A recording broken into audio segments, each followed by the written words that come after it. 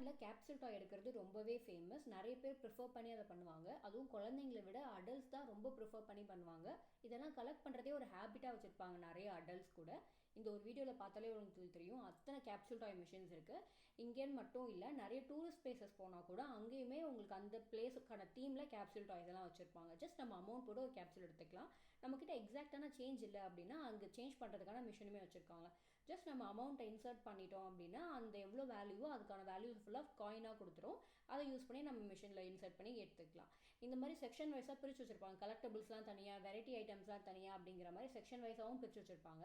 நான் இந்த பாண்டா தீமில் ஏதாவது ஒரு டாய் எடுக்கலாம் அப்படின்னு சொல்லிட்டு அங்கே 300 yen போட சொல்லியிருக்காங்க. ஸோ அந்த காயின்ஸ் உள்ளே இன்சர்ட் பண்ணிவிட்டு ஃப்ரண்ட்டில் இருக்கிற நாபை வந்து 2 டைம்ஸ் நம்ம ரொட்டேட் பண்ணோம் அப்படின்னா கேப்சூல் டாய் வந்து நம்மளுக்கு கிடச்சிரும்.